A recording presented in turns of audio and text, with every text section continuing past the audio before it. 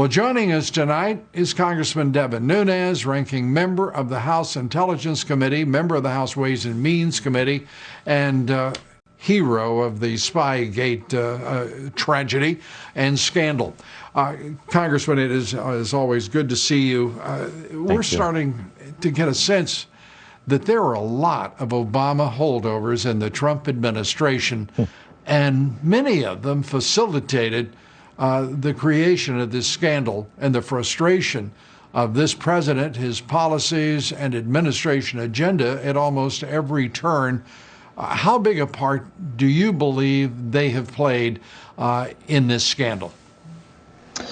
Well, what you're really talking about, Lou, is you're talking about the greater deep state. And from me, my definition of the deep state is all the layers of bureaucracy in the greater Washington, D.C. area that are mostly leftists, mostly children of the left, products of the left, and totally know who their bosses and overlords really are.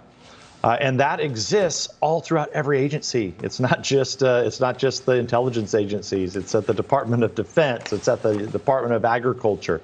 But I think that probably the most concerning part is that because Trump had never been in politics before, and I'm not trying to make excuses. It's not an excuse, but he didn't come to Washington, D.C. with a whole apparatus behind him, a whole pyramid of people who had lived their careers in Washington, D.C.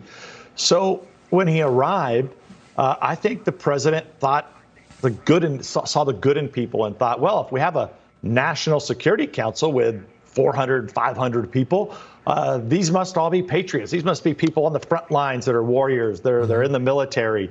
And I think the president just believed those people are all good. And what happened is that the deep state was left. A lot of Obama holdovers were left in there that essentially worked very, very hard to take down the president of the United States. And I think we only know a fraction of what they were doing inside the White House grounds at the very beginning of the Trump administration. I think you're exactly right. And what we already know is astounding, appalling, and disgusting. But when we attach to the deep state its masters, who appear to be radical Dems, whether they're Nancy Pelosi, Chuck Schumer, Barack Obama, perhaps the former Vice President Joe Biden as well, and then go through each of the committees. Adam Schiff in Intelligence, the committee in which you are ranking member. I mean, the list goes on. And these are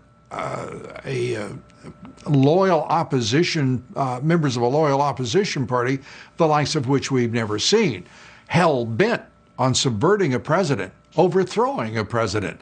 And I think most Americans now, as we listen to the Attorney General talking about investigating the investigators, whether it's the special counsel, the FBI, the House Intelligence Committee, Judiciary, there is a question now after the Attorney General says that there is no intention to charge a former president who at this moment appears to be, it's not unrealistic to expect, based on the evidence we have, that he had foreknowledge, or that Joe Biden, who we know was going after a Ukrainian prosecutor, and because it's on videotape.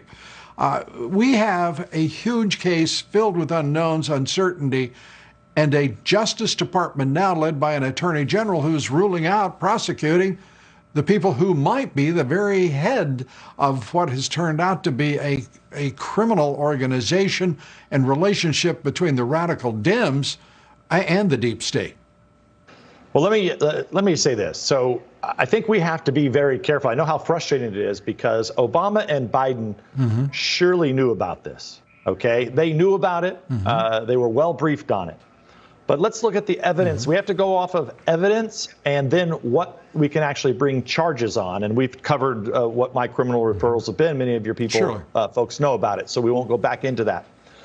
But I think we have to be, we should not jump to any conclusions, because I think that both Durham and the U.S. Attorney out of Connecticut and the U.S. Attorney out of Missouri, as they begin to pull this apart and look at, what happened in early 2016, what happened during the Trump transition, and then I think also important, what happened during the time that the Mueller witch hunt was stood up, and everything that happened from the Flynn indictment and so on and so forth with the report.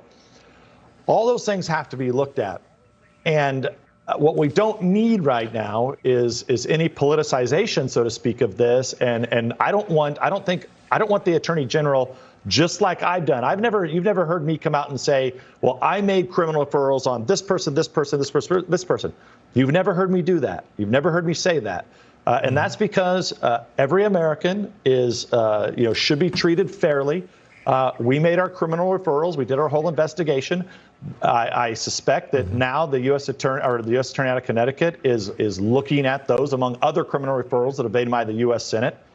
And I think we should expect fairness from everybody involved in this. Well, I think so too. I know that we've had great fairness from the Obama administration that's unleashed this criminal act against a president one way or another. You know that for a fact, and as do I and millions of Americans. We also know that no one wanted to jump to any conclusions as they pursued this president, accusing him of colluding with the Russian government for 3 damn years. I do understand your search here for fairness. I'm glad you respect my frustration as well. Congressman, could we ask you to? I'm sorry, Congressman, we got a hard out. Could I ask you to stay with us through the commercial break, and we'll be right back with Congressman Devin Nunes.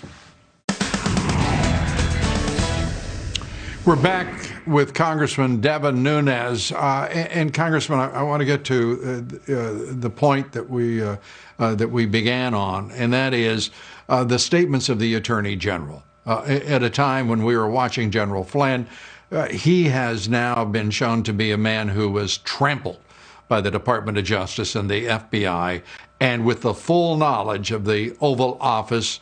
And, it's a hard thing for any American to stomach that is not going to be fully and aggressively prosecuted by the Attorney General and the Department of Justice. Frankly, it's sickening to me. Your point. Well, I just remember a lot of people didn't pay attention to the appointment of the U.S. Attorney out of Missouri, who really got to the bottom of all this and presented it before the court. What we have here is we have a question within the judicial branch of government, which is something that we have not seen in this country. Now, this has been appealed been sent to the appellate court by Flynn's lawyers. A 3-judge panel has been put together. They've asked for this Judge Sullivan to present why he thinks he could do this and shouldn't dismiss the case or allow the case to be dismissed, because no one's prosecuting General Flynn anymore. That's the amazing part about all of this. So, when I just think people shouldn't, when you hear the Attorney General or myself not get in the business of naming names, it's because we're conducting serious investigations here. Okay? And, in order for there to be serious investigations, one of the key things you don't want to have happen is you don't want to be seen as targeting anyone, because the evidence is going to speak for itself. Either there is a 302 from the original Flynn ambush in the White House, or there is not. If there is, there's going to be holy hell to pay if that 302 exists, because the communication that goes on after that 302 is produced and obviously being changed and new ones being generated, being briefed to the U.S. Congress, which we put into our report. This is all important evidence to hold these people accountable. I understand. I also understand that the Attorney General, as you talk about the 302s, has decided that Christopher Wray is a terrific FBI director. We also now, given the documents that have been released,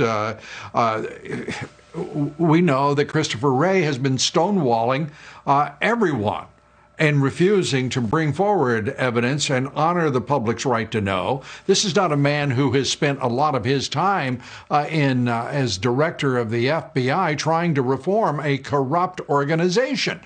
We're now 5 months from the election, and you and I and most Americans know clearly the Democrats, with their nonsense and the deep state in complicity, stole the 2018 midterm elections with their nonsense with special counsels and persistent FBI investigations. They named names. They went after this president and destroyed the Republican Party at the polls as a result. It was theft, plain and simple, and as the president said in his 2016 campaign, crooked as hell. I added the as hell. I think what Lou, you hit something important, and that is that they used the special counsel. They used the Russia hoax investigation, not only in 16 when they tried to use it for a dirty trick, they used it to try to oust the president and to raise money and to defeat Republicans in 2018. I can't agree with you anymore. And I'll just say that, I have defendusa.com where my podcast is, and I talked this week to Tom Rooney, and he talks about just how corrupt it was down in the basement when we were conducting those interviews and the leaks that were going out to the mainstream media during that time period. And that URL again, Congressman? It's defendusa.com. You can get my podcast there. And this week we interview former We'll promote Congressman it. Tom. Thanks, Congressman.